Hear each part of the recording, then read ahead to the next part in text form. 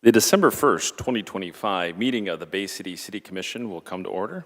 The city clerk will give the invocation, which will be followed by the Pledge of Allegiance, and we'll follow with a moment of silence for Mike Halstead, former fire marshal, and please rise.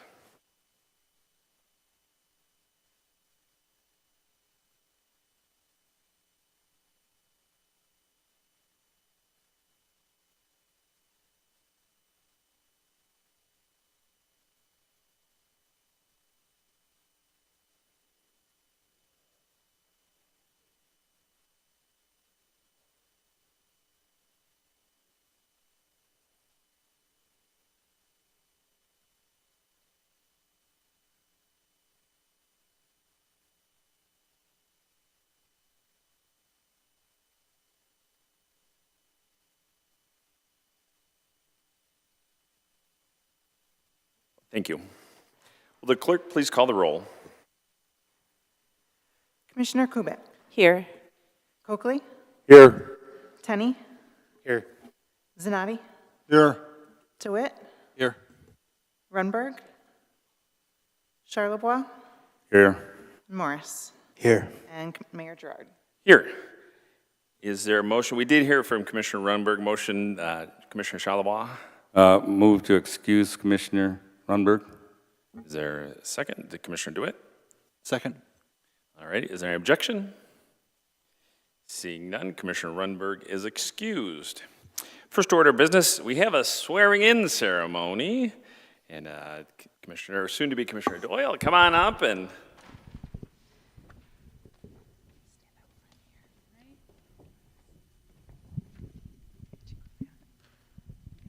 Raise your right hand and repeat after me. Okay. I state your name.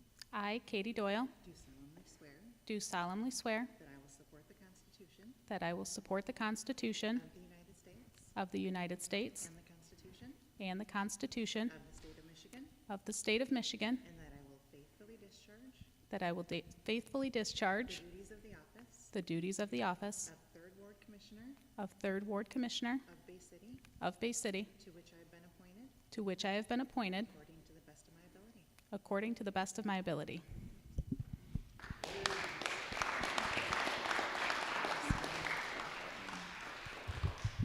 This makes it official.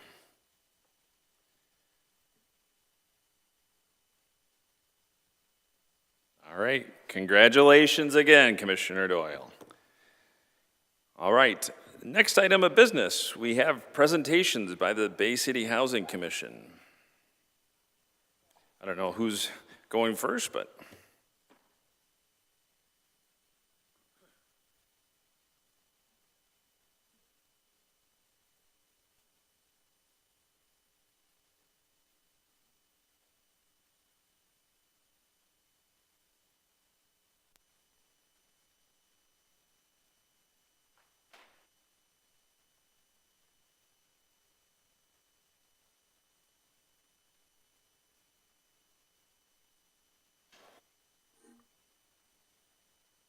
Thank you for allowing us to be part of your agenda tonight. We appreciate that very much.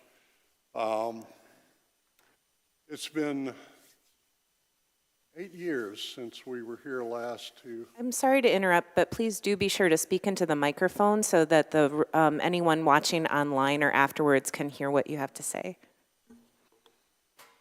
It's been 8 years since we were here to talk about our repositioning plan. Our repositioning as an organization actually started in a significant way in about 2015. So we're 10 years into the overall reorganization of our agency. We converted 71% of our housing inventory from the traditional public housing program into a multifamily program that more closely resembles how a private sector organization would function and the programs that a private sector organization would have access to.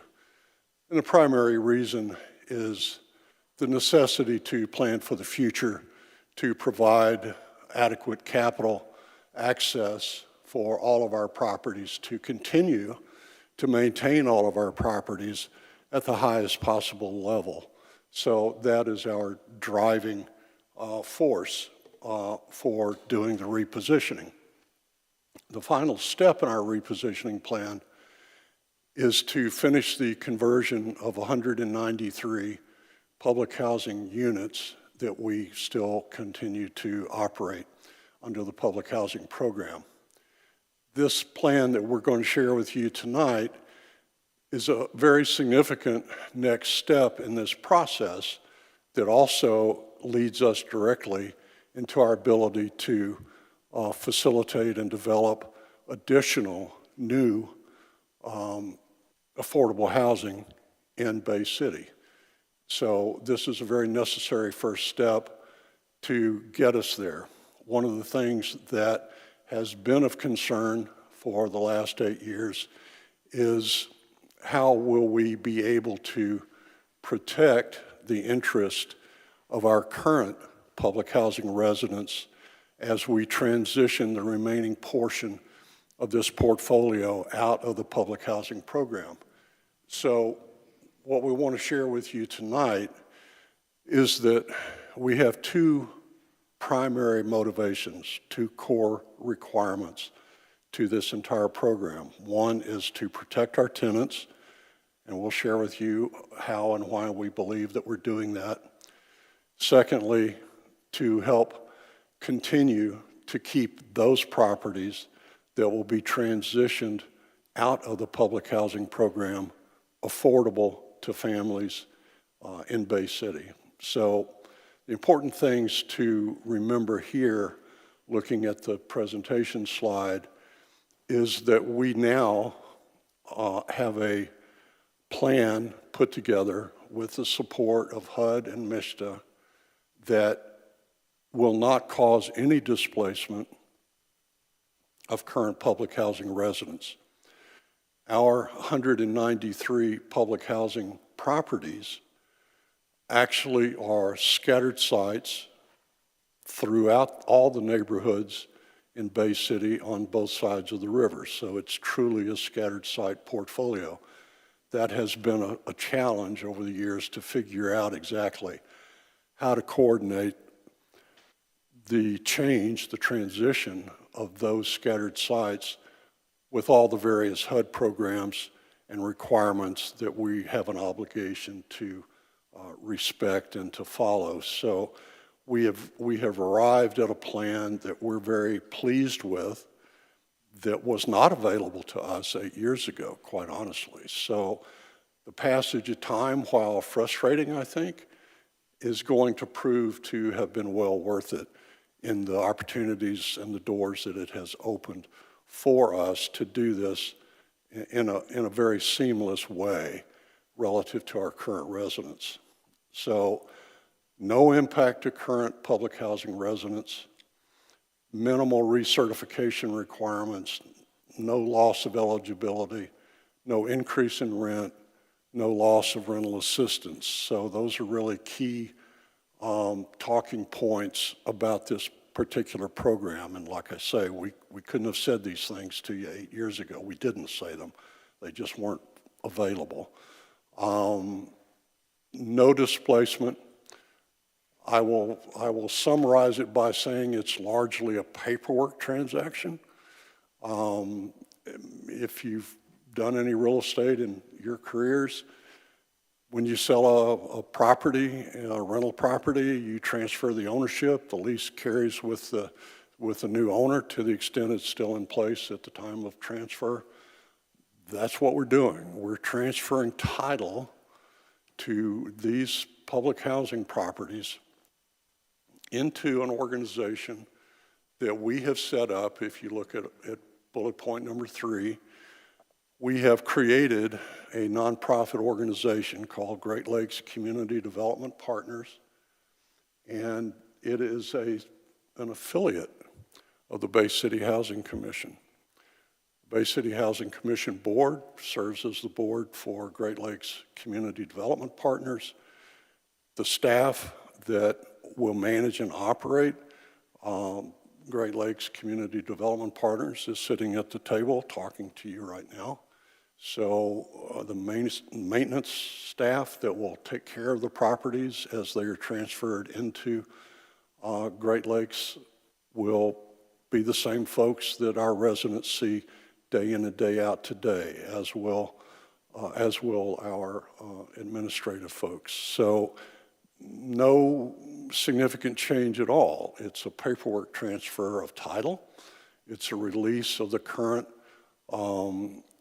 regulatory declarations of trust that appear as a part of any HUD public housing property today. So that'll all get released and transferred into the nonprofit organization. And as I said in my opening comments, the purpose of the repositioning plan is really greater access to capital. And this has been an ongoing repositioning structure across the country. It allows us to access other properties. It allows the nonprofit organization, when funds may be available from other sources, such as private foundations and other state programs and private corporate programs that from time to time might be available to support affordable housing, it allows that agency, that nonprofit, to at least access and compete for those funding sources as well. We're not able to do that under the structure as a public housing agency. So that's really one of the core principles of this whole restructuring plan, and has been since 2015, is the access to capital. The specifics of this particular repositioning plan that I've mentioned is that by shifting the ownership of the current public housing units out of the public housing program and into the ownership of the nonprofit organization, it frees up capacity that we have to use the current rental assistance that HUD provides us under our housing contracts with them to help leverage additional sources of funding for new development. So this is a process that is referred to as Faircloth, and I changed the slide, but I'm going to drop to the bottom of the slide. The disposition of the public housing properties to the Great Lakes Community Development Partners releases Faircloth authority, enabling the Bay City Housing Authority to assign or apply its available Faircloth capacity to new affordable housing. Think of the Faircloth Authority like you might think of your CDBG program. CDBG is a formula-driven program. Faircloth Authority is our version of CDBG in that it is a formula that was established 60, 70 years ago now, that every PHA across the United States has been allocated by the federal government a fixed number, a fixed authority, if you will, of units that the federal government has agreed to support for that PHA. So our final amount of authority is this 193 units. When we move those units into the nonprofit, we have now freed that authority up. We haven't lost it. We've made it available to use as leverage in developing new affordable housing. And this is the concept that is driving our plans on Columbus Avenue, as an example. So this being the first step, we need to go ahead and take it, and we will plan to exercise this program probably by the end of the first quarter of 2026, maybe the first part of the second quarter of 2026. So by next spring, we would be closing on, if you will, closing on the transition, the transfer of ownership of those properties into Great Lakes Community Development Partners. We believe that this is totally in the best interest not only of our organization, but of the residents, and it's consistent with our PHA plans that have been in place for quite a while. And I believe those plans are also consistent with the plans for the city, and that we have an obligation to attempt to address the need that we have in the community. Currently today, we are sitting on waiting lists that are plus or minus 400 households deep. A year ago, we probably had something around 575 to 625 households on the waiting list. We purge our list, we go back and we talk to each of our potential applicants twice a year and purge that list to make sure that the list is a high quality list. And what we found during our last purge, our last outreach to those applicants, I should say, was that many had become discouraged over the years. They want to stay in Bay City. They want to contribute to the economy of Bay City. They have family. They have ties to the community.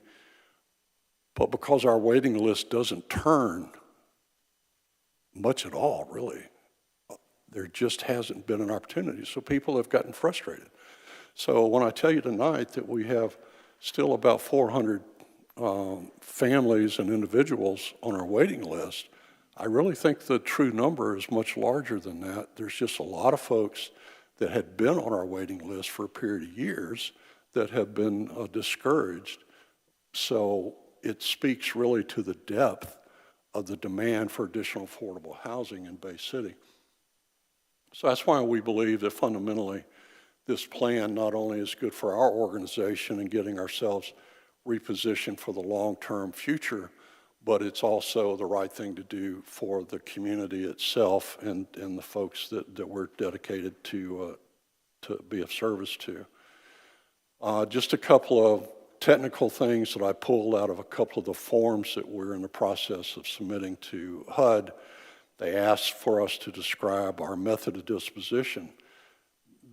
There's no money in this transaction. We're not selling the properties. We're not getting $1 million in cash to go do something different with. We're transferring the ownership, and we're actually paying the closing cost out of the Bay City Housing Commission because the nonprofit doesn't have any money at this point in time. So we're funding, advance funding, the closing cost for the nonprofit to acquire the portfolio at virtually no cost, just purely the cost of the transactions.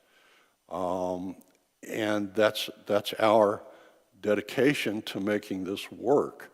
8 years ago, the concept was that we had to sell this and dispose of this portfolio out in the marketplace potentially in order to generate funds to then plow back into it. Well, that's one of the benefits that we've derived over the last intervening years from HUD, that we can now do this transfer at below market value, and in this case, zero market value. So I spoke a minute ago to the commensurate public benefit. This is how we're responding to HUD in this one application form. I can't find any weakness in this particular program, and if we'd have had this discussion 2 years ago, we still would have been somewhat discouraged. So this has been an evolving program for us to make this whole transition work and protect our tenants in the process. And so we've, as I've said in the very first slide, we've put them at the top of our priority list, and we believe we have a plan here and a program that's going to give them the protections that we would all want them to have. This just speaks to, here again, the housing and the protections and the leverage for additional public housing. So the takeaways, and I have to apologize for my misspelling and typos,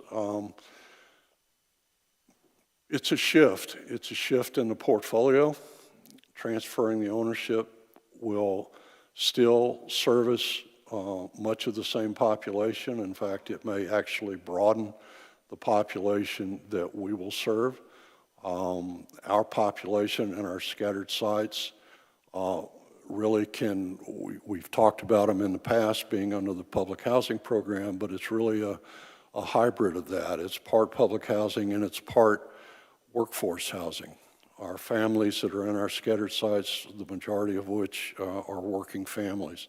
So this program is going to preserve that portfolio.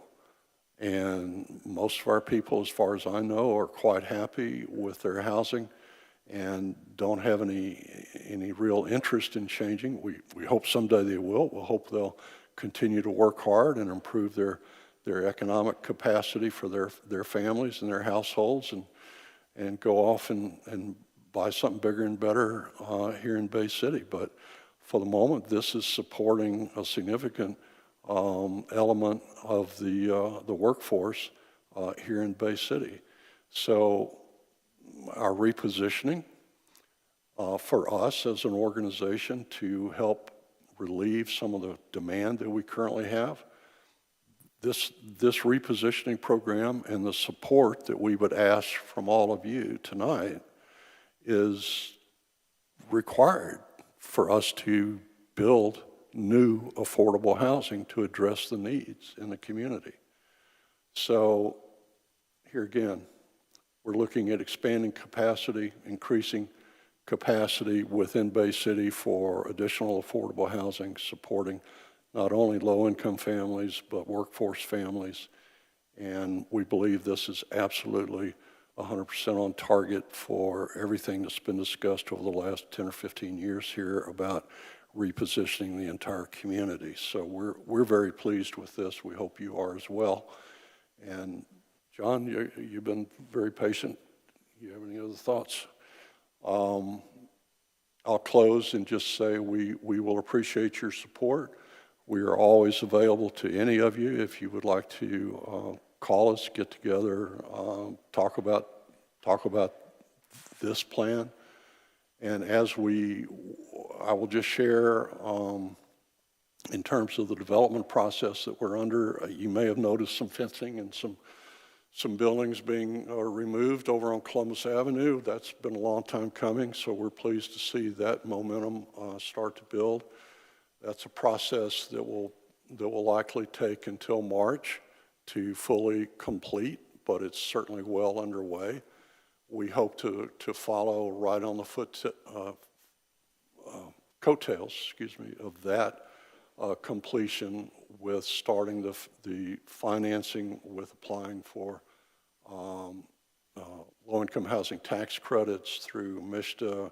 We hope we're going to be positioned to do that on April 1st. If for some reason we're not, then we'll be able to do it later in the year on October 1st, is when they make that application process available. So we right now have a target of coming to the Planning Commission probably in January to present some of the alternate site plans that we're currently working on, which are different from what we presented to you 8 years ago. I'm not really, it would be a disservice of me to share much about those plans right now, except to say I think they're better. I think they address some of the comments that we had received 8 years ago, and we've been very sensitive to that. So I look forward to a very streamlined process there so that we can stay on our schedule. So I will now be quiet. All right. Thank you, Mr. Phillips. We have some questions. Commissioner Kubit. Yeah, I do have a number of questions, and I would welcome the opportunity to meet with you outside of the commission meeting. So I'll just try and mention just a couple right here now. I think I heard you say that as part of the structure on the federal level, that Bay City only has 193 units, and part of this whole idea is to kind of free up what you can do with the number of sort of federal slots that you have. Did I understand that correctly? Mostly. We have 193 units remaining in our public housing. We have a total portfolio of about 726 units. So we're the largest landlord, I believe that's correct, in the city. 71%, all of our high-rise buildings that are part of our portfolio were converted 10 years ago out of the public housing program.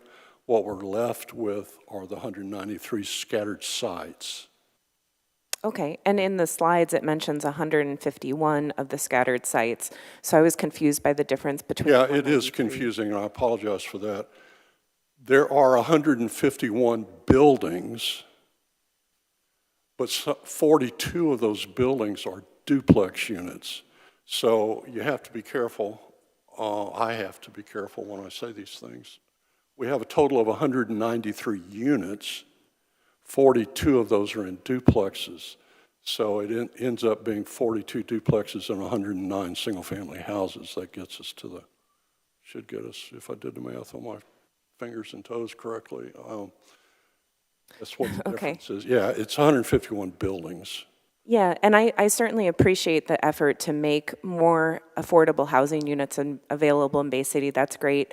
And I can talk with you in more detail later, but a big question I have is, of course, I'm concerned about due process, and right now those units are under kind of a certain set of regulations, and my understanding is that the new nonprofit would go to a voucher program.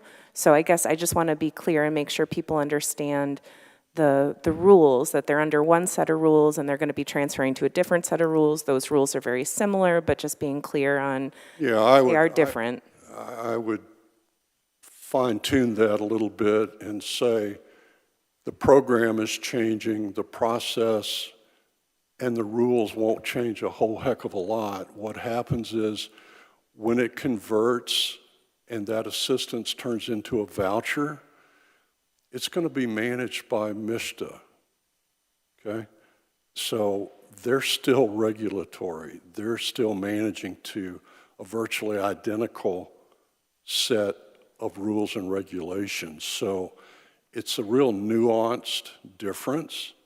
Most people think we run a voucher program. I get calls every day, people looking for vouchers. We don't happen to administer a voucher program. We only manage project-based rental assistance. The rental assistance created by this will also be project-based, but in order to get it into the voucher program, we have to have somebody who is qualified by HUD to manage the voucher program. Since we don't do it, we had to reach out to MISTA and say, we're going to create this bundle of vouchers, but we need you to spearhead the administration of it for us. We will still be very much involved in the process.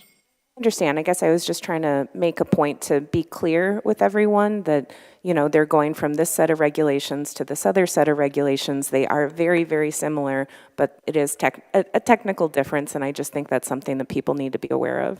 It absolutely is, and we've had 2 resident information meetings. They weren't as well attended as we would have liked, but we have also distributed information directly to all of our tenants. And we will continue to do that as we have updates and shifts and changes in the way this works. But we'll be happy to meet with you and get into any more detail, but that's really pretty much the detail right now. Residents are just not going to see a big change. I promise you that. And if they were, we would have a hard time offering it, I think. It's just, this is such an elegant solution to a problem that we've been trying to figure out for a long time. But here again, we could. Thank you. Thank you. Commissioner Tenney. Thank you to the chair. Thank you, gentlemen, for being here, offering this presentation, and moreover and mostly for offering affordable housing to our constituents. It's greatly, greatly appreciated. This radical idea that shelter ought to be a basic human right at this point in our society. So you guys help to make that close to a reality as can be, at least, and it is appreciated. I was able to attend at least the bulk of one of the informational sessions that you mentioned. To those tenants that are not able to attend those, I feel like it's incumbent upon us to be good stewards of information. My takeaway from tonight and that informational was, as far as tenants are concerned, the only real change is they'll be cutting their checks to this new nonprofit, right? Correct. Okay, thank you so much. You're welcome, and I'll take this opportunity to share with all of you that, as we did at the resident information meetings, if you go to our website, baycityhousing.com, you'll see a link that says the repositioning plan. If you click on that plan, you'll see all the notices and invitations and meeting announcements that we have provided the residents. You'll see the full repositioning plan, so it'll give you a little bit more detail that perhaps Commissioner Kubik would appreciate. So we will continue to maintain that, and that'll be a driving mechanism for us to offer that information, make it available at any time. Perfect, thank you. Commissioner Shalawa. Yes, I was just wondering, is the new development where the marketplace is being built, is that part of your organization? Yes. How many units will that bring in? I don't know yet. I can tell you that it's probably in the range of 112 to 125, 128, something like that. Are those foundations going to get started this fall? This Foundations for the buildings? fall, for the new building? Probably not. The timetable, if I was guessing, if we apply for the MSHDA financing on April 1st, they typically make those awards in August, and July or August, and about a 4-month, 5-month closing period for all the paperwork that has to be done to prepare that, including the final architectural plans and everything. So that takes us through the end of 2026. So optimistically, construction could start on site, call it the first quarter of 2027. Thank you. All right, Commissioner DeWitt. Hello. I have a few things, and the first one is just going to be a procedural thing, just for the mic here. The Bay City Housing Commission does not answer to us, and we don't answer to you, correct? The Housing Commission is independent of the City Commission, correct? Correct. Okay. I just want to make sure, because a lot of people still don't understand that. My questions are, the single-family properties that you're going to be moving into this nonprofit, are they under property required mandates, so for like through MSHDA for rent control or not, or rent stabilization? Are those under a long-term agreement, or is that like a 1-year switch?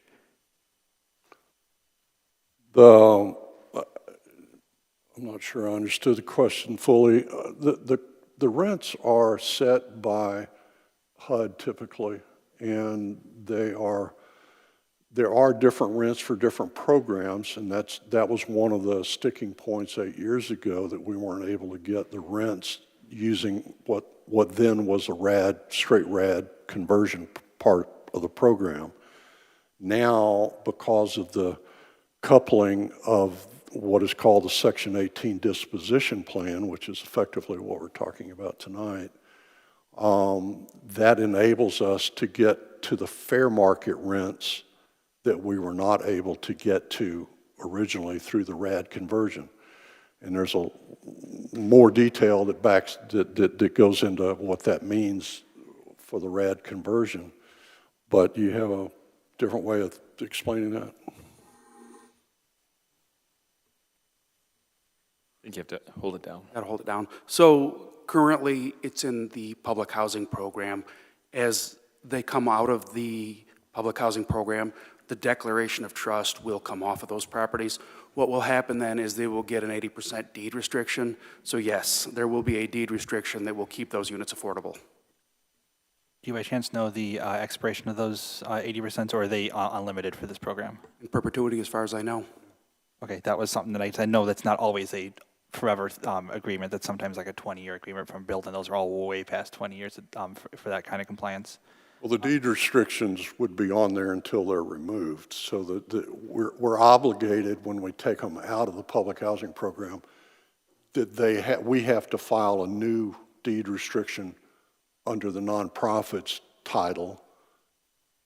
And I suppose somewhere along the way that could be taken off, but the complication is that we also then sign long-term housing assistance contracts with MISTA that, as far as we know, go in perpetuity.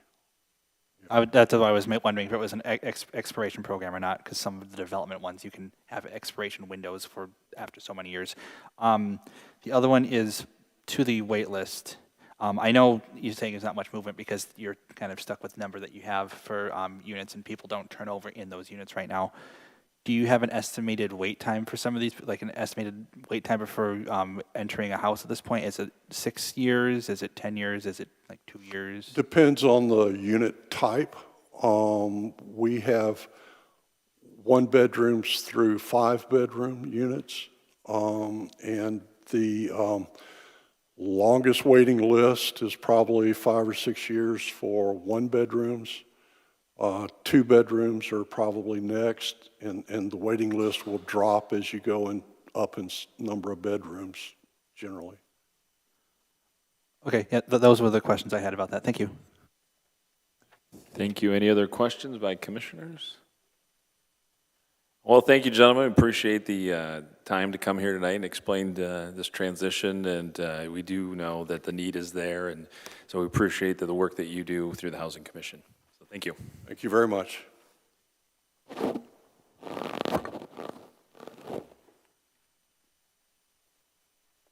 So the next order of business is the adoption of the agenda. Is there a motion to adopt the agenda? Commissioner Tenney?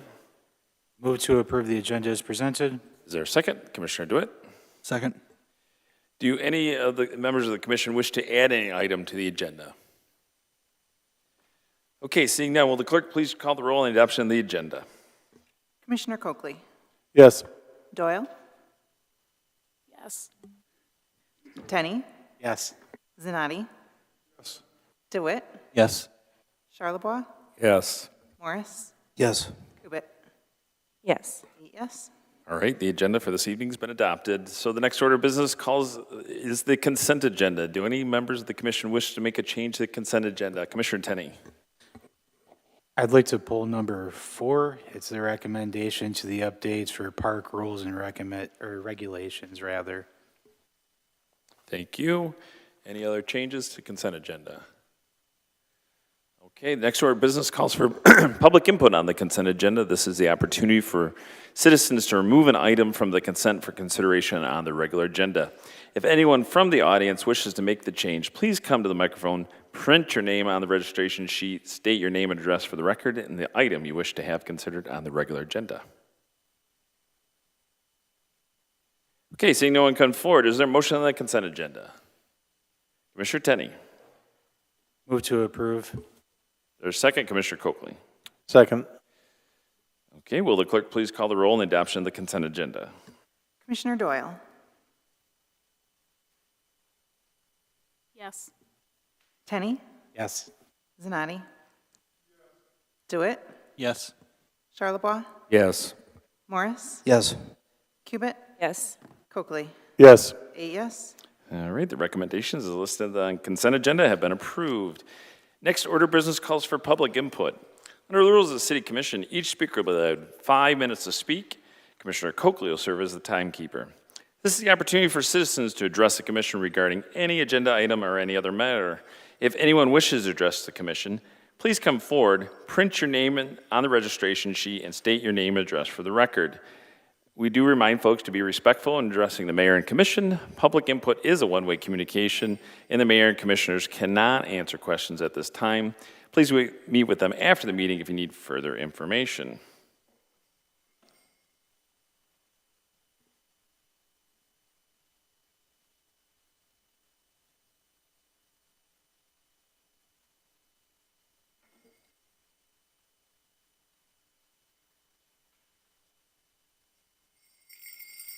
Hello, everyone. My name is Jeff Reed, 409 Fillmore. I came here tonight to share a nice little Christmas story with everybody. And like every nice little Christmas story, there's always a happy ending.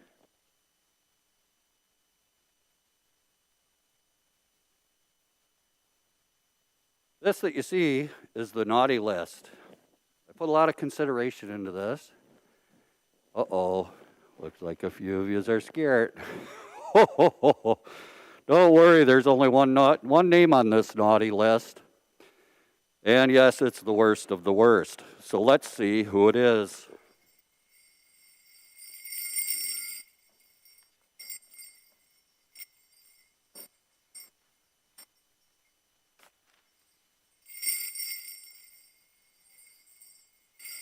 Yes, you guessed it. It is the Bay City Bridge Partners.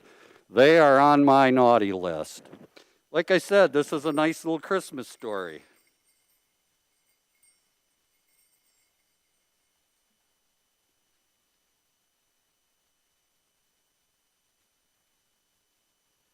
I was at the Christmas tree lighting, as you probably all know. That was a fun time. Everybody had fun. And then, of course, I went back to the North Pole. The next day, I was summoned to the mailroom.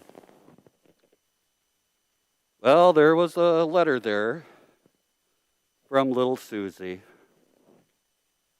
Little Susie writes, "Dear Santa, at school today, little Jimmy said after Christmas is over, we have to return all of our presents so that Mommy and Daddy can pay their toll bill." Well, little Susie, don't you worry about that. The adults are taking care of this toll business. They're boycotting the tolls. You won't have to return your presents.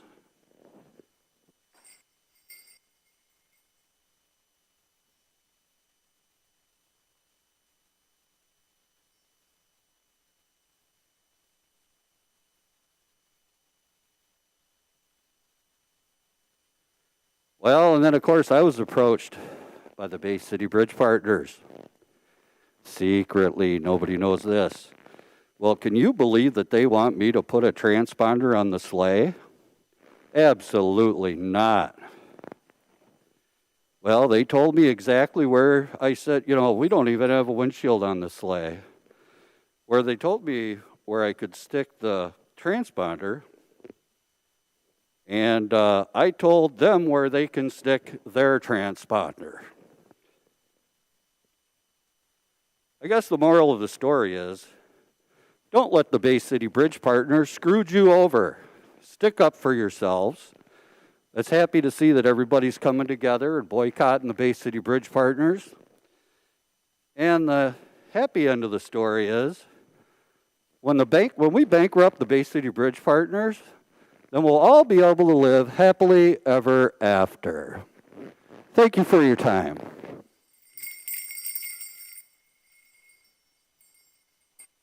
Thank you.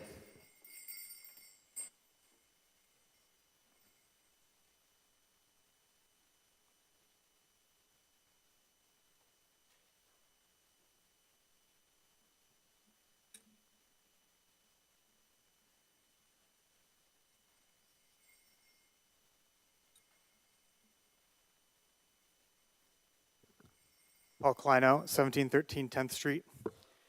Shortly before this meeting, I had the opportunity to review FOIA of last week's Third Ward Commission votes, which I unfortunately couldn't make myself. I'd like to make sure I congratulate our new commissioner, as she clearly had broad support and will likely do an excellent job. But I think anyone who looks at the vote chart would agree that what happened is fairly absurd and needs to be fixed for the future. In that vote, and on that chart, one candidate, Kenzie Colton, received 5 first-place votes out of 9, not just a plurality, but a full majority. The current commissioner, Katie Doyle, was also broadly supported, getting 1 first-place vote, 5 second-place votes, and a third-place vote, 7 high ranks out of 9. But we see a twisted system behind these numbers. The goal of any election system is to reward as best as possible people to vote for the people they think are best qualified. You shouldn't need to do any game theory or counterintelligence to succeed. You can just vote your logic and conscience without being punished for it by bad outcomes. We know a single vote system has major flaws, often splitting the votes between similar candidates and leading to less popular winners with less than 50% of the vote. But this system is somehow even worse. The point system used shows that Kenzie Colton received 5 first-place votes, a majority, over 50%, a 4th place, and also 2 last-place votes. Either those 2 commissioners truly believed uniquely from anyone else that she was unqualified for the position below that of any other candidate, or perhaps they knew the game theory and acted aggressively on it. Well played. They figured the other commissioners liked Kenzie and wanted their choice to win over her, in this case, Jeff O'Shea, and coordinated to both give Kenzie a last-place single point and Jeff max points. The other commissioners did not engage in any such aggressive game theory, and thus Jeff and our new commissioner, Katie Doyle, received a variety of high and middle ranks, resulting in the final tie we saw between them. In essence, instead of creating a system where you vote your actual ranked preference, top to bottom, you are instead rewarded in this system to do counterintelligence, to identify which candidates appeal to commissioners you disagree with and try to nuke their chances, even if you are in the minority. We've essentially created a minority veto system. I think we can all agree that is not and should not be the goal. I've been a canvasser for the statewide ranked choice voting campaign. I urge this commission to change the appointment rules to match that ballot amendment to a more fair and more democratic system. Everyone should get to vote for their choices and their order and not be punished for it. That is the goal for it. We do not want an anti-democratic system in our appointment process. I think everyone would agree with that. While I still have time, I also have a couple concerns about the housing presentation. If I understood it correctly, the shift is a necessity to receive HUD funding to support ongoing costs of the new Columbus Avenue developments. Otherwise, I was initially wondering why we can't just keep everything within the Housing Commission. But the first fear I get when I hear about homes being moved to a new entity for access to capital are fears of a private equity buy-up.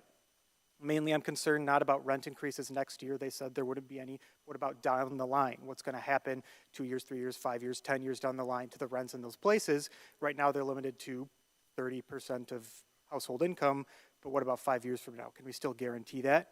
Do we have any sort of regulations or programs in place for that? Will this new entity be bound for that?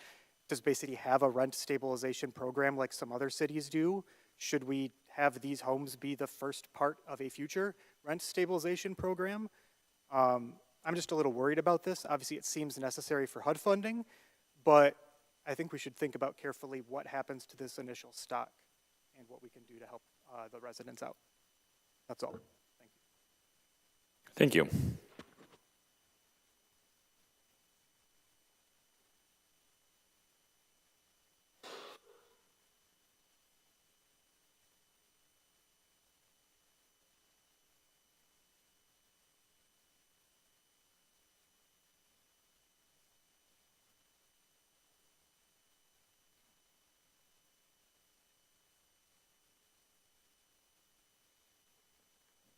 Good evening, Commissioners.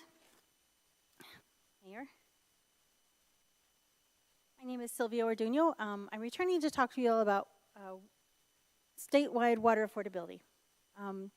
As I mentioned last time I was here. Well, excuse me, you need to give your address. Oh, forgive me. My address is 131 West Parkhurst, and I'm a Detroit resident. Thank you.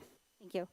And I wanted to just kind of give you an update about things that are going on, and again, why we really see Bay City as an important city in need of coming forward about the concerns with residents here. As I mentioned, when we were here in early October and we had a community meeting on October 15th with residents, we heard from all those residents their concerns about water bills. And then at the city council meeting that you had where there was a presentation about a survey that you had, again, majority of residents mentioned their concerns with the cost of water bills. And so we know this is a consistent problem going on here and is only going to get worse. We know that with the growing cost of infrastructure, bills will never go back down again. And I really appreciated the conversation that happened here about the public housing, because affordability is really the name of what we're talking about these days. When we just focus on assistance, we're typically talking about short-term temporary aid. We know that there are lots of residents that are living in poverty, and if we're honest, really don't have big chances to break out of poverty. It's something that many families are living with generationally, and so when local governments in particular look at these issues from that perspective, it creates a more equitable system and creates opportunity for more households, as I believe you're trying to do. So with water affordability, we're also talking similar things. Creating a program at the state level that removes the burden, essentially, from local government to have to figure out how to come up with programs and funds and administrative cost to administer a program locally. You can sign up for the state program, or if you want to, the legislation will let you create something locally if that's just what you prefer to do. But what it would end up bringing in is close to $2 million to Bay City to help with the cost of residents' water bills. And as we were looking at the numbers, we know that at least 3,100 of Bay City households, or near 7,000 residents, are living below the federal poverty level. And that's about 21.5% of all Bay City residents. And at least a quarter of those residents, again, too, are earning less than $25,000 a year. So affordability for housing and water, sewage, stormwater bills is something that's pressing also for your residents. And we know that you're not going to be able to provide what you need for the improvement and the ongoing maintenance and operation of this system the way things are set up right now, with the cost going to ratepayers. This creates at least a program to allow residents to get assistance through the state, basically spreading out the cost in a more equitable way across communities, regardless of where residents live, or again, local governments have flexibility. So if I can, I wanted to just share more detailed information about the bills so that you can see more about what they include. If you're interested, I can leave them with the clerk. And just lastly, on the matter of the housing plan here, the proposal. Oh, thank you, Madam Clerk.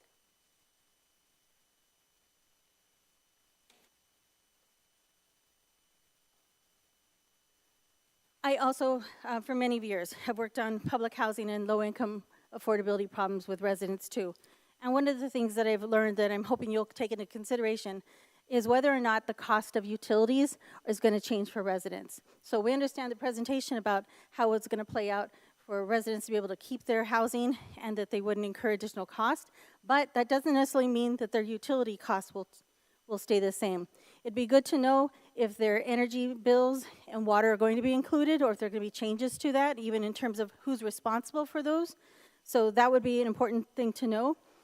Similar to a previous commenter, wanting to know if the deed transfer in any way allows for, either in whole or in part, the nonprofit to be able to sell or transfer ownership to a for-profit entity, because that would also be something of high concern if this is just something that eventually makes it open to the private market.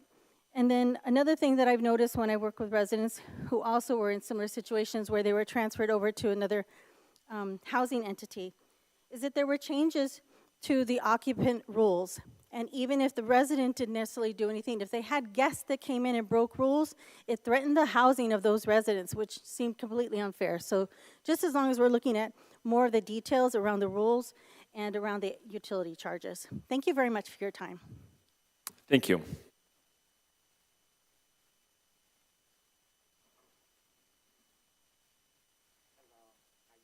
Mayor and all council. My name is Rosalind Walker, and my address is... Excuse me, please make sure that the green light is on. I can't hear you. Green light is on, I'm sorry. How everyone doing? And I'm Rosalind Walker, and I'm here from Detroit, Michigan. My address is 10864 Balfour Road.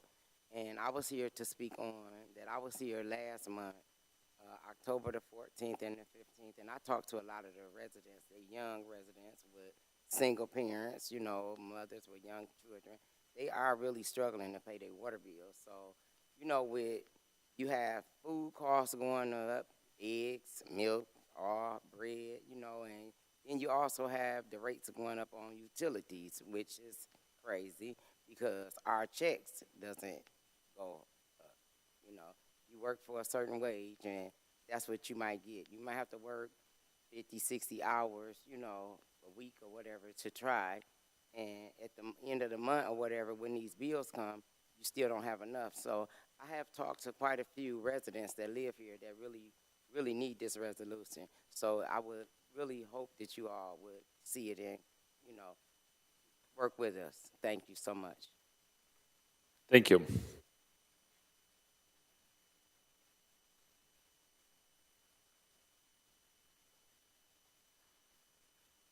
Good evening, Commissioners and Mr. Mayor. I want to thank you for allowing me to voice this concern about a resolution for clean and affordable water for all Michiganders. Sorry to interrupt. Did you say I'm your Alton name and McIntyre. address? Yeah. I'm Alton McIntyre. I'm a clergyman from Detroit, Michigan. I live in the city of Detroit, 5138 Iroquois Street, Detroit, Michigan. And I was just saying that we've been going across Michigan stressing the point about the resolution for clean and affordable water for all Michiganders. And my main concern is the water being not only affordable, but being made acceptable enough to drink. And where we're praying that this resolution will be accepted by all the communities that we reach out to. I've been doing canvassing here in Bay City and Jackson as well, and we're reaching a point to where this is an important factor in our lives. And I just will gladly ask you to take on this consideration, adopting this resolution for clean and affordable water. Thank you. Thank you.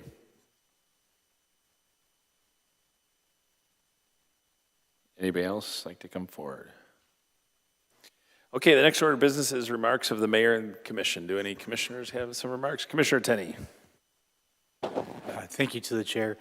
Just real briefly, I wanted to give a big thank you to all of the city staff who worked on Thanksgiving Day. Having been away from home myself on Thanksgiving, it's appreciated. And also wanted to give a thank you to the crews that plowed the streets. And that's all I have. Thanks. All right, thank you. Commissioner Coakley. Just a couple things, just echoing Commissioner Tenney's comments on the streets. They were out there, and I saw them out there multiple days. Couple of concerns, one with the drop-in shelter that we approved back in January, I believe. A little disappointing that it was not up and ready in time, and wanted to send a thank you out to the Dream Center, who did make themselves available and opened up for everybody. That was a big help. And I did notice in some of the notes about 5 fiber optic cabinets that are coming to the second ward. I understand it's going to be what it's going to do, but I would just like to get an idea of what these cabinets are going to look like with the residents. I know the AT&T ones that we have out there, they're beat up, they're missing, they're not upkept at all, they're an eyesore. So I just want to make sure we have something that's a little more high appealing to the second ward on this and moving forward to the rest of the city when they start to come there. Well, that's all I got. All right, any other commissioner? Commissioner DeWitt. Yeah, I just wanted to address something that with the last meeting and the fact that we've had 3 appointments this year, the city commission technically in the rules does not have a set process for how appointments are done. I've been working with Commissioner Tenney on some rules that we're going to introduce next year for hopefully commissioner approval to help improve transparency to the public and also keep us accountable for our work to ensure that we have a set process going forward for that. Entertaining the same thing for commission officer appointments and liaison appointments as well. On the subject of liaison appointments, though, I'm going to be looking to get people partially assigned to especially the ones who are newer to the commission for those 3 appointments, because a lot of vacancies and some switching that could happen. If you're a current commissioner who is unable to attend your liaisons, please send me a message so I can kind of know what's going on and we can hopefully get everyone settled into ones that they are able to attend and be able to have impact on. Thank you. Thank you. And those appointments are jointly with myself and the commission president. Anybody else like to have public comment? A couple things. Dave and Sally Clements for the last 10 years have done a lot for this Christmas tree lighting downtown Winona Park this last Friday. So I want to give them a big shout out, even though they don't want to hear it. But And then Sula Rose donated the 42-foot tree. So if you haven't gone down there in Winona Park and seen that pretty impressive tree, just happened to run into the whole crew that volunteers their time every year to go and put that up. So kudos to all those folks. The holiday lighting contest, so I know there's quite a few questions about that. The commissioners, hopefully we have them answered, but typically commissioners go out and they get prizes. You can buy gift certificates for electric, or you can go find businesses in the ward if they're willing to help with a prize. You can do that too. It's entirely up to you how you want to do it. Select one business, one residential award winner. Others have done a couple if they can't decide, and they've done two, so it's entirely up to you. If you can do that by this Friday, so I can go out this weekend and select the grand prize, the citywide winner, that would be incredibly helpful. Also want to give out to the Pastor Aaron and Pastor Mary from the Dream Center, who did step up and they provided shelter. I know I did talk to Mr. Streeter briefly, or text about the status, and he's hoping by mid-December to have everything up and running and operational. They ran into a couple quirks, but yes, hopefully that will be done. This weekend also, the Saginaw Spirit did a 989 night with the municipal leaders. They had us drop hockey puck, so I dropped the hockey puck with Mayor Brenda out of Saginaw. The Midland mayor was unfortunately unavailable, but we had a good time dropping the pucks, and we didn't get high-sticked. So, and that's all I have. Manager, you have some comments? I do not. All right, moves us into public hearing. Next order of business calls for public hearing. This is the opportunity for citizens to address the commission regarding public hearing number 1, which is application from Drew Denham of DS Denham Properties, LLC, for a 12-year obsolete property rehabilitation exemption certificate located 1125 South Water Street in the amount of $67,797. Is there a motion on that? Commissioner Tenney. Move to allow for public hearing 1. All right, is there support? The second, Commissioner DeWitt. Second. All right. If anyone wishes to address the commission regarding public hearing item number 1, please come forward, sign the registration sheet, and state your name and address for the record.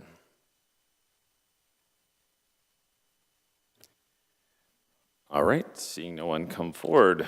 Next order of business is special orders. Will the clerk please read the next item on the agenda? Special orders, item 1, commission as a whole resolution regarding application from Drew Denham of DS Denham Properties, LLC, for a 12-year obsolete property rehabilitation exemption certificate located at 1125 South Water Street in the amount of $67,797. Is there a motion? Commissioner Tenney. Move to approve. Is there a second? Commissioner Coakley. Second. Any discussion? Commissioner Tenney.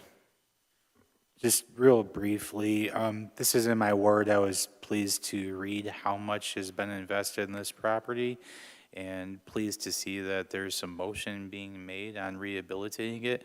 I am curious to know what's going on with it more specifically, so if the owner's out there and listening, I'd be happy to have a conversation with you. That's all I have. Thanks. All right, thank you. Commissioner Coakley. Yeah, that building's been there a while. It's going to be nice to see it get refurbished a bit. Offices and 2 apartments, right? Yeah, in the packet, yep. What about the outside structure over there? Can they try to keep it historically? The building's been there a long time.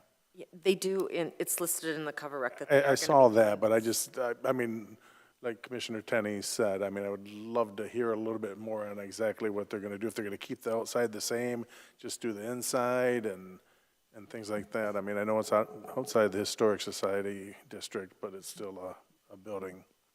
Yeah, they are going to make updates to mechanical and electrical and put a new roof on, in addition to the office spaces that they're doing inside, a kitchenette, 2 bathrooms, and then have a large apartment that's going to be 2 residential units.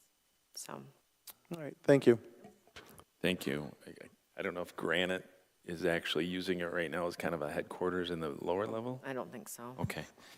All right. I can connect you. I know that I just happenstance connected through social media to the owner, so. Is there a do we have a motion? Will the clerk please call the roll on the motion to adopt? Commissioner Tenney, Yes. Sinati, Yes.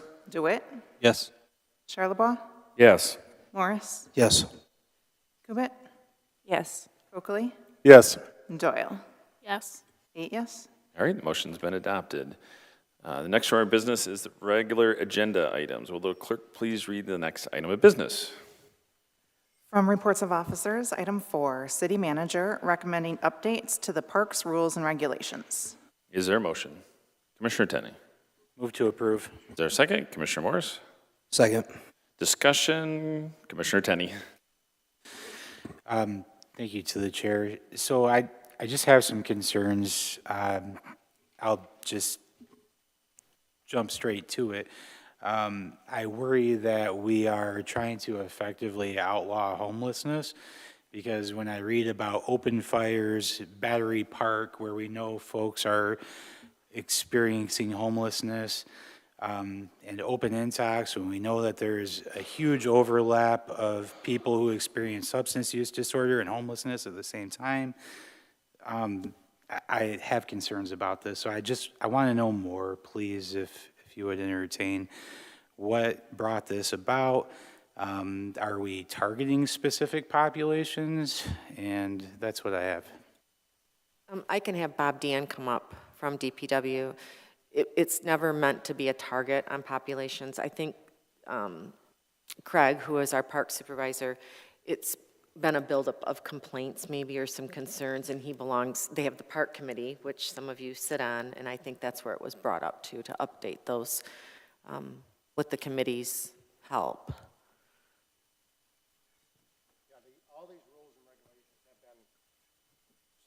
Make sure the mic is on and speak into it. Thank you.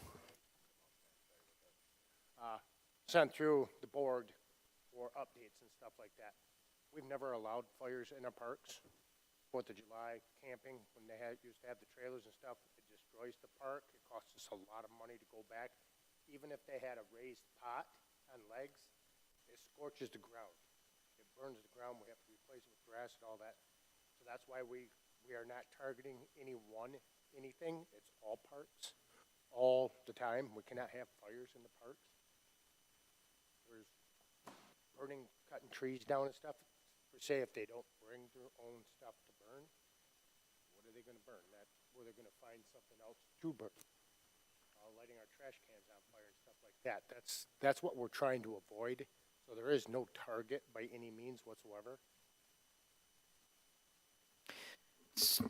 So if I understand you correctly, this came about because people had like an open, a fire pit at a 4th of July celebration, and it caused cleanup?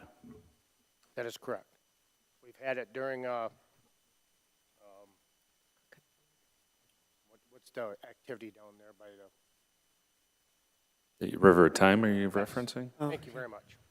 We've had that situation down there before with River of Time have had their pots and stuff like that. It's the same thing. I mean, we've worked with people to do some stuff with that out there, try to make them electric or something without having the absolute fire, because now it's just scorched. We have to clean it up. And I guess part of my concern too is why add the Battery Park of all of the places we could talk about? Like, we're not talking about folks at Carroll Park or Drexler Jablonski or Hewitt or anything like that. Like, why Battery Park specifically? Why is that being added to the list for these ordinances to be covered by? It just hasn't been part of the list, and it just needed to be added as a city park. So it would be under those same rules and regulations as the rest of the parks. All right, I'm vehemently opposed to adding Battery Park to that list just because of the issues that I brought about already. I don't want us putting targets on the back of folks that are already vulnerable, with all due respect. But I do appreciate you coming up here and entertaining my questions. All right, Commissioner Coakley. Currently, we already have rules in place for intoxicants and alcohol anyways. Between 7 and 6, you can use it in all parks. Then after the fact, it's not allowed. That is correct. And we already have a list of parks that are on the anytime one, Winona, Carroll, and Bernie, correct? That is correct. So this would just be adding another one, so, okay. All right, so just to be clear, as it stands now, you can't have anything from 7 a.m. to 6 p.m. in any of the parks. You can at that time after that, and this is just an all-day, no exceptions kind of addition. That is correct. Thank you. Commissioner Cubit. Yeah, I guess questioning why we need to add under section 2, 1, no person shall, and then F.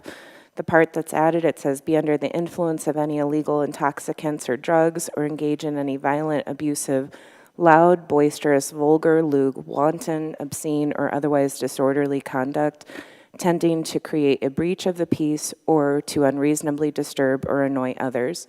My concern about that is, to me, I know that under Article 2, Section 74-32, we already say that you can't, it's regarding disorderly conduct. So the language that's already exists under the ordinance, it includes phrases like make an unreasonable noise, which I think is better wording than loud or boisterous, because to me those terms are vague and could be interpreted in sometimes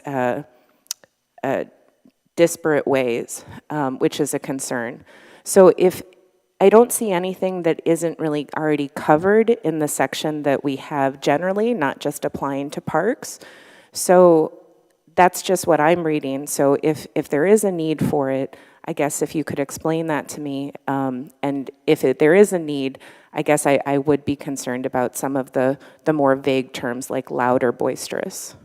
So a lot of the additions and changes that are in our rules and regulations, the wording came from our city attorney, not from staff. These are suggestions from our attorney to use the language that he set forth to put into these rules and regulations. So that's where that verbiage has come from. I just want you to understand that that wasn't staff making up verbiage to accommodate a rule or anything like that. This came from our city attorney. Okay, I appreciate that.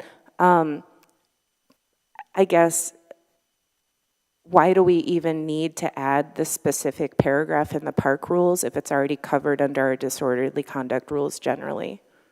Because the new section is a little bit more descriptive and just adds a little bit more verbiage to be able to enforce.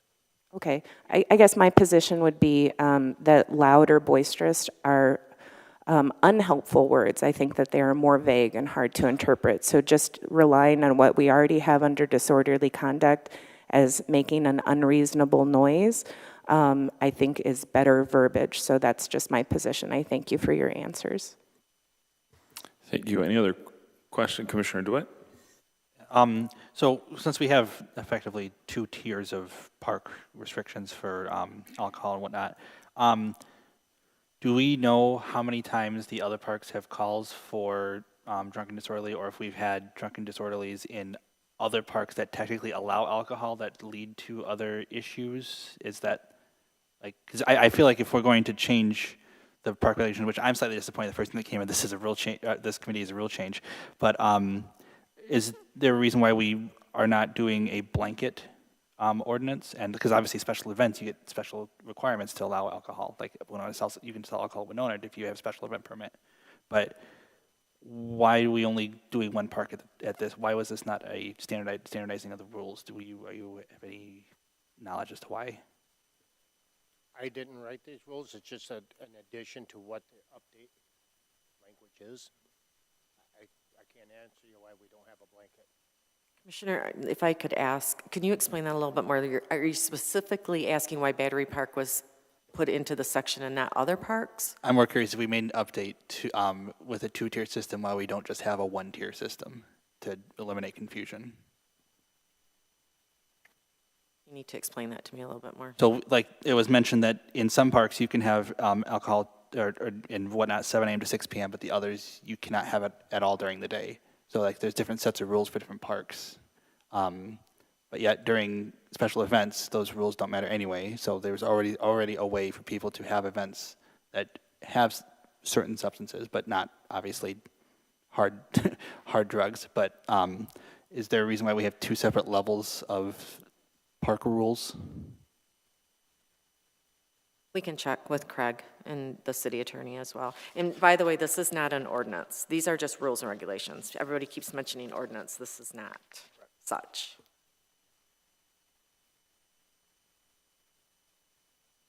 Is there anything else we need to look at if we're sending it back? Commissioner Coakley. Yeah, I know the city does rent out or allow like birthday parties and stuff like that at some of the parks. I'm assuming that's why the ordinance doesn't encompass all the parks at this time.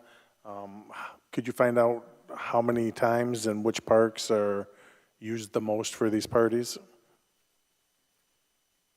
That would, I think And Craig we could can pull answer together, that. Bob. I'm looking at Bob because this is his department that would have Just to a do general this. idea. I would have to do some research. Yeah. Because it would, No, That's- well, I'm just saying, that's why I'm assuming it's allowed in some of the parks is, used to have the people in there, squealing their tires, having loud music on their cars, having a party. They do it until the park closed, and then we have to go in and vacate them, which is usually PD's job to go in there, kick them out because they're disturbing the rules of the park. Otherwise, if you don't make the rules, you're going to be in there all night. I understand. Residents complaining. Caleb is going to come Yep, up and yep. speak too. And then Public Safety Director. before Caleb speaks, somebody had mentioned about the number of calls for each park. I'm going to need a range, a date range of how far back we're going to give you that. 6 or 12 month window, I would think. I'm not the one who mentioned it, but is a year a good number? Yeah, that's good. That gives us a range, not go back 5 years or. Perfect. All right, thank you. The Battery Park specifically this last summer, we got several calls every day for people down there fighting, drinking. A lot from the county building, from the people at the library. We worked with Craig a little bit to see why Battery Park wasn't included on any of the lists. It wasn't on the one where you could drink. It wasn't on the one where you couldn't drink. It just wasn't included. So our suggestion would be to make that a non-drinking park because it's kind of right in the middle of a lot of people visiting downtown during the middle of the day, and it doesn't, all those problems there are not exactly a great look for the city. Some of the parks where it's prohibited are in residential areas. If you, like Winona Park, you often get the people that live in the Jennison building there and whatnot will complain whenever there's people down there being unruly. Bernie Park's in a residential neighborhood, Carroll Park in a residential neighborhood, Battery Park's kind of in that same realm. That's why, in my assumption, that's why those parks were listed as no drinking. Commissioner Cubit. I just want to clarify, I do understand that these are park rules and not ordinances. My point just is that when we have a given ordinance already, I would like any language that we use to be consistent, and I don't want anybody to, I guess maybe I was just particularly concerned about the words loud and boisterous, which, children playing in parks can, under any definition, be loud and boisterous. And I just want to lean to language we already have in our ordinances when we are laying out rules and try to not use terms that could have a chilling effect on what the intent of the parks are for. I do know this, I just want to add, several folks that work downtown do have concerns that they've expressed to the city. They don't feel safe, so I know that's why one of the concerns was Battery Park and some of the issues there. I know Public Safety's worked hard on trying to address some of those issues, but I think this just gives them the kind of rules that they can apply it. So, yeah, Commissioner Cubit. I guess for our director. So if there was a concern or complaint, you can use the ordinance of disorderly conduct if in your officer's judgment there needs to be some action taken, and you would rely on that ordinance, not on a park rule to do that, correct? Either or, I mean, we technically can cite for a violation of a park rule. Just comes with a fine, whereas disorderly conduct, they're generally getting arrested. Do you think that there's something in the proposed park rules that would give you the ability to do something that you don't currently have the ability to do? Well, yeah, with people drinking in the parks where there's no ordinance against it now, this would obviously make it so they can't do that anymore. But outside the drinking? The section on the e-bikes is being addressed. As far as the park rule on the loud and boisterous or disorderly conduct, I don't know that it makes a whole lot of difference from our angle. Thank you. All right, any other comments? Okay, I guess probably a motion to refer back to staff is in order, if that's what the pleasure of this group is. Commissioner Tenney, you want to speak on that? Yeah, I pulled it to just vote on it. If it's the purview of our board to send it to staff, I suppose we could do that. I guess there's, a motion on the floor, and we've had discussion. Do we want to vote yes or no, and then vote on a referral back to staff from there, or what's the procedural? Well, it's entirely up to this body. So Commissioner Coakley. I'd like to make a motion to refer it back to staff. Okay, thank you. Is there a second? Commissioner Doyle? Second. All right, any discussion or objection? Okay, seeing none, we'll refer this back to staff. All right, is there any other business before us this evening? There's not. All right, we are adjourned.